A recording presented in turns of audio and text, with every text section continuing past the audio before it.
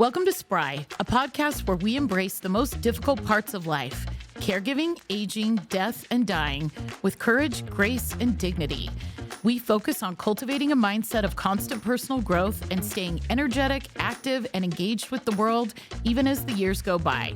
We'll share our lived experiences, all of the tools that we found along the way, and insights from our community to help build confidence and resilience.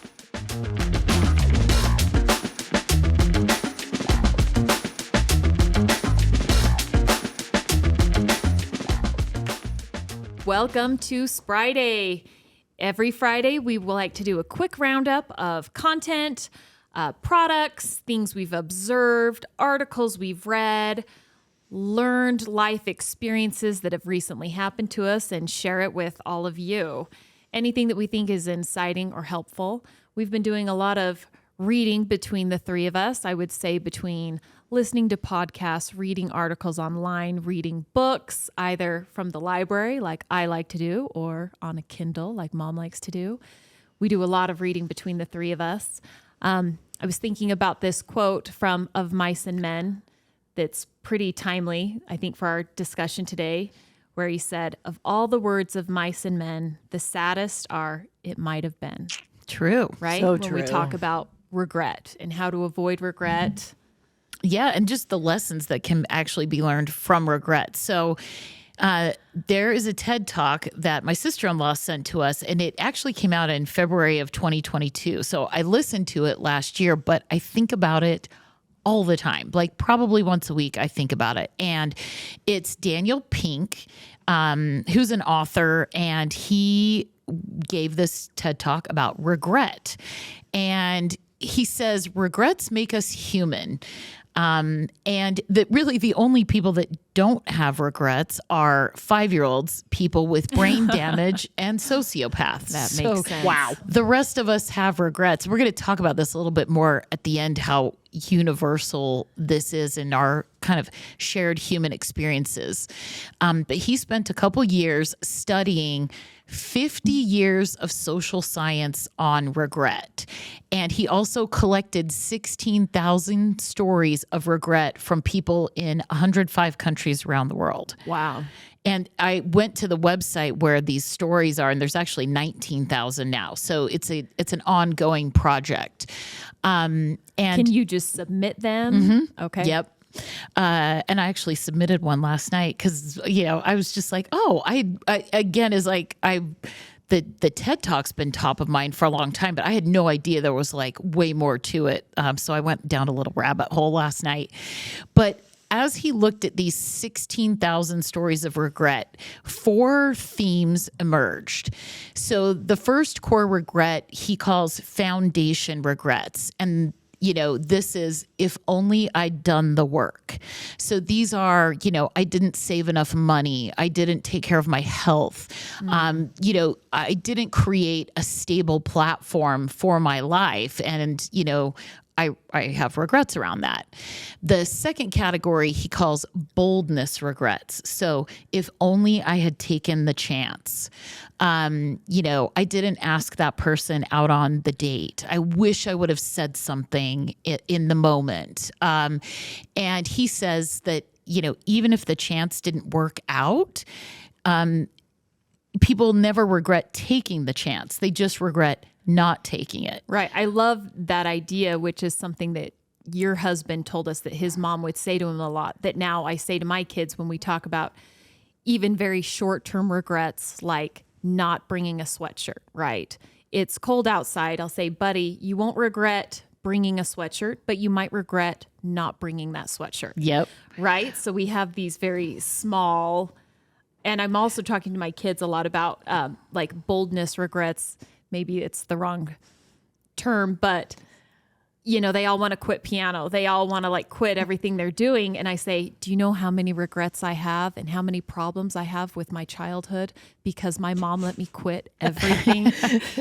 It's not your fault. I have so many regrets. I'm going to force you to not have a regret. But just, I just try to tell them you won't regret going and taking piano lessons, but you might regret not doing it. Yeah. I feel like I don't have any skills, which is fine. I was given a lot of freedom in my childhood, and I had a very great childhood. We were free range. I love the free range parenting. thing. I have no regrets about that.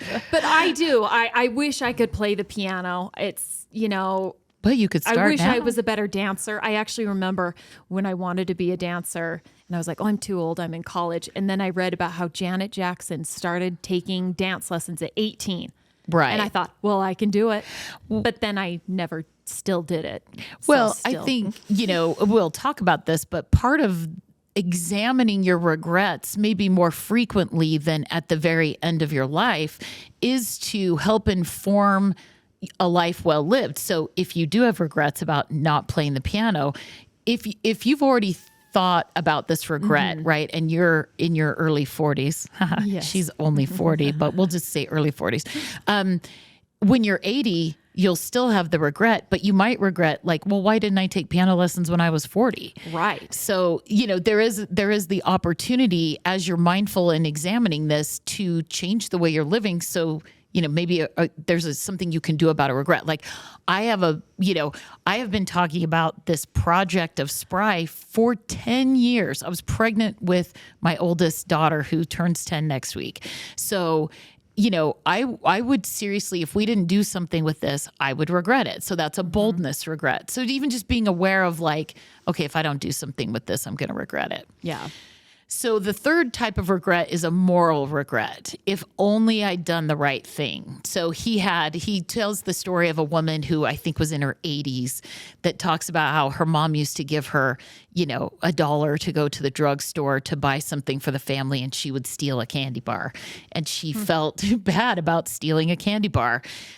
These are things like bullying. Like I have a regret. I don't know why.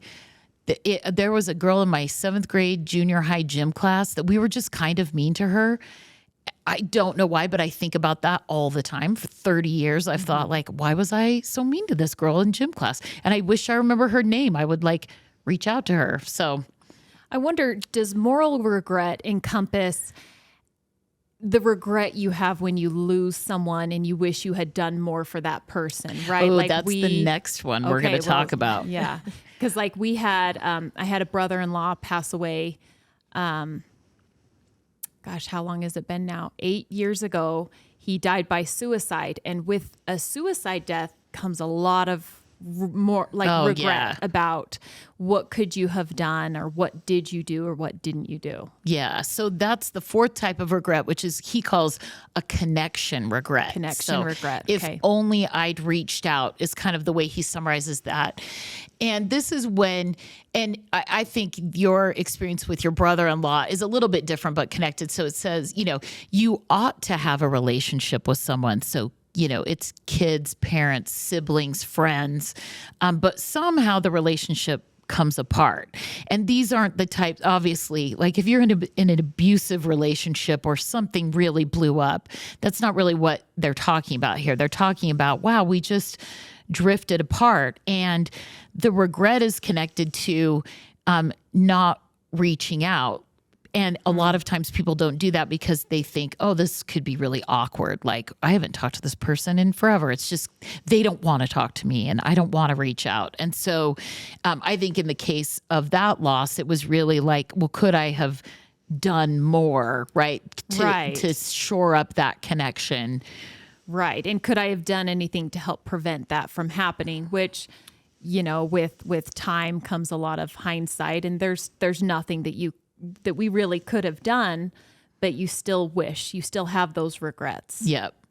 And I think I think anytime we have a loss of someone we love, we always, it is an opportunity for reflection to say, how do I want to shore up the relationships in my life? My husband is really good at this. He's very good at like, oh yeah, I just texted him or I just decided to call. Like he goes on a road trip, he'll just like do a call tree of like everyone he's known. He's a big depositor of time into all of his relationships. Yeah. I'm just the worst, but he is great. So Daniel Pink says that examining our regrets can make us better, improve our decision making, and make us better problem solvers. It enhances the sense of meaning that we have in our life. And we need stability. We want a chance to learn and grow and do something. We're not here forever. And almost all of us want to do the right thing, right? We want love. We want that connection. And so like we think you should talk about death all the time. I think you should be present to your regrets and thinking about that, because it gives us the recipe for a life well lived. How do you think that marries with this idea? Because I think about this a lot of, if you think about the future, it gives you anxiety, right? If you think about tomorrow, you'll have anxiety. If you think about yesterday, you'll have sadness. So only focus on today, right? That idea that happiness comes from focusing on the present. So how do we marry this idea of our regrets with staying in the present? Yeah, without think it making us sad, or the way that he talks about it, I think it's the things that constantly are signaling us, right? Like use regrets as signals. So I don't think he says, I don't think he would advocate for always be looking at the past and what do you regret? But, like that regret of being mean to the girl in junior high school, it will actually just kind of pop up in my mind maybe a couple times a year. And so, for me, it's like, I probably should figure out who that was and maybe reach out. If I knew who she was and had no way to connect with her, I need to do that. And I need to teach my children differently. Right. Not that you didn't teach us to be kind. I'm not blaming you. But Jeanette blames you for piano lessons. Obviously, but I bet she doesn't blame me for soccer in the rain when she wanted to quit soccer. Yeah. But I think that's true. What can I do with it? It's a signal. Your brain is signaling something. Right. We can use it to learn from, to teach others. Right. Yeah, but I don't think he's saying wallow in the past. It's that when a regret becomes present to you, or maybe something happens where someone dies and you're overwhelmed a bit with some regret, to use that as a signal for change. Yeah. So he actually wrote an entire, I learned this last night in my little rabbit hole. So he wrote a book about this. So I'll get the book because I'm super fascinated with it. But he also has his World Regret Survey, and you can go online, and we'll link to it in the show notes. I'm there for that. And you can click on a map all around the world and to look at people's regrets. And I actually found this very it would just felt, I don't know. I felt the way I feel when people, you could just feel humanity coming together. We are so much more alike than we think we are. Overarching regrets that majority of people feel. Regardless we of... think we're alone in these feelings, but actually we're not. Yeah, regardless of your age, where you live, your circumstances, your politics, all of these regrets are fairly universal. So I wrote a few down, which I thought were interesting just to show everyone. So we are in Utah.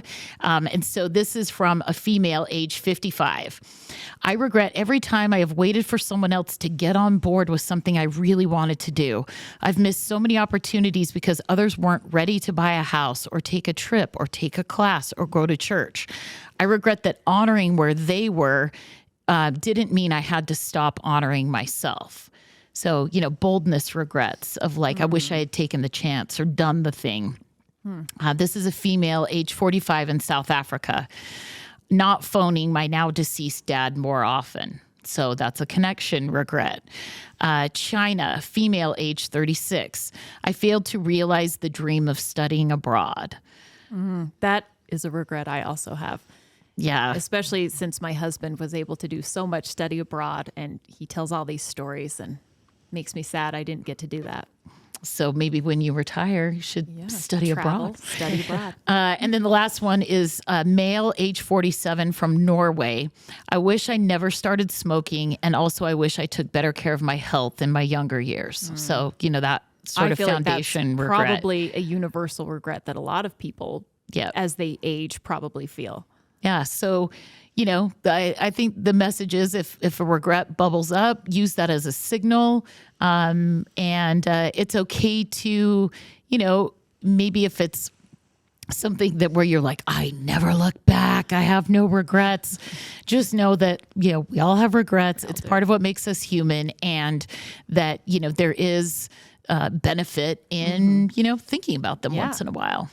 I would say a superfluous regret that I have as I was looking through old pictures with my kids is we used to take these epic shopping trips to New York City, right? Oh, yeah. And just spend money on like shoes from these really cheap places. Things we would never do I think anymore. It's still there, but I mean, you would go in and it would be like, $10 shoes. And we would take pictures. We would lay them out in the hotel room and take a picture.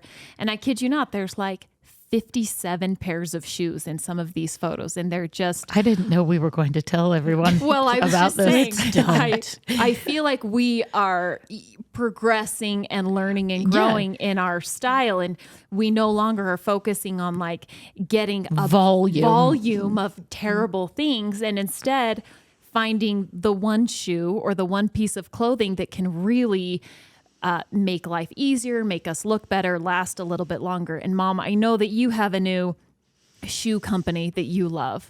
Well, I'll talk about that in a minute, but as just a segue, a regret that I have about shoes is I really spent some real money on Louboutins and Christian Dior shoes, and what happens? They hurt my feet. So my life is a constant quest to find good-looking, stylish shoes that are comfortable for people who have, as you age, you just can't help it. I don't know of any of my friends that don't have just a little bit or a lot of problems with their feet. I mean, they're the foundation of our body. How could they not? Also, I think we should say you do get stopped a lot when we're out and about by women who are of your same age and distinction. Yeah, that I are do. like, where did you get those shoes? Yeah. I mean, like it's happened. Didn't it happen when you guys were traveling in January? Yeah, it happens multiple times. It usually happens, yeah, especially at airports when I'm on a trip or whatnot. But so, they can be really big problems, neuropathy and things on your feet, but most people have bunions, corns, calluses. There's people who have diabetic feet. I don't have that. I have a little baby bunion, and I have one of my joints on my big toe is bone on bone, and I've had injections in them. And you'd probably say, why don't you just have surgery? But I don't think surgery always helps on your feet. A lot of my friends who've had surgery, their surgery has left another type of hurt. I also think, like, back to the regret conversation about foundation regrets and taking care of your health and your body, is just acknowledging, like, it's okay to wear a comfortable shoe. Like my favorite thing is when I see like a photo on Instagram and it's like, it's my daughter's going to prom and there are girls in these like gorgeous ball gowns with Nike sneakers on. And I was like, yes. Yeah, wasn't that Serena Williams to Prince Harry and Meghan Markle's wedding? She wore Nikes. Yeah. So it's I'm like, pretty sure she yay. did. Converse, high tops, Vans, love it. Let's respect our bodies. I mean, I have heels. I love a good heel, but I love the idea of just being comfortable is, and it's taking a good care. I mean, taking care of your feet. I think there's also, it's been medically proven that certain shoes, they do alter your foot, right? Yeah. By wearing them too often. So taking care of it by wearing something that's more comfortable. Right. I've also had inserts from the podiatrist too, but, and they're okay, but they don't fit in a lot of shoes. And sometimes I'm not even more comfortable with them than I am just figuring out the right kind of shoe for me. So you may go through a lot of on your journey to find good looking shoes that are for your aging feet. So what have you found? So I'm a fan. I really am a fan of Birkenstocks, but I have friends who are totally opposed to them and think that they make your feet look like you're wearing two 2x4s or something, two slabs on your feet.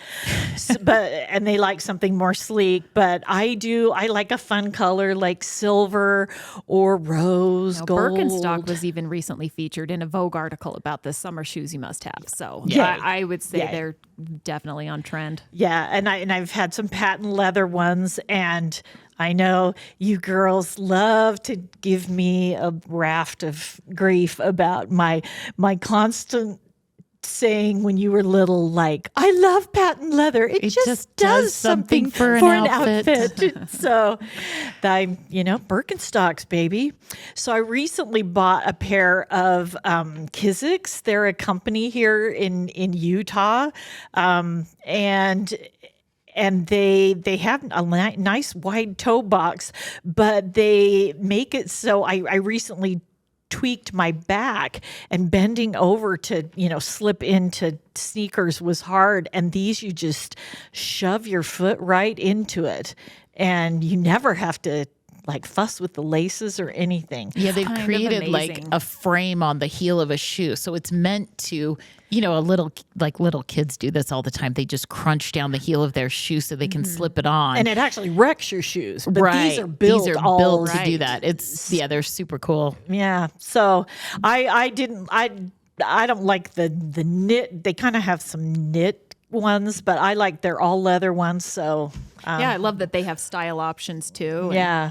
So we'll put a link in the show notes about those shoes, and I would highly recommend trying them if you have feet problems like not me. even feet problems. I mean, I recently came out of a surgery, which makes it hard to bend over and put on a shoe. So I've just been wearing slip-ons, and the idea of just being able to put on a sneaker easily. I just get sick of bending over. I feel like since I had kids, my whole life is just about picking stuff up off the floor. I mean, I got a dog, which solves some problems of stuff on the floor, but not everything. But sometimes it'd just be nice to just put my shoes on, right, and just leave. Yeah. Right. So I'm a firm believer that you can wear anything as long as you have a nice pair of shoes with it. I love that. So if you podcast listeners have a great brand of shoes that you love that you want to share with us, or have anything you want to tell us about regret, go ahead and hopefully you don't regret the time you just spent with us. Hopefully you don't regret the time you spent listening to this podcast, but email us at podcast@stayspry.com. We're glad that you listened to us today, and hopefully you'll join us again. Yes, and the Spry podcast is an on-air studio production. Thank you.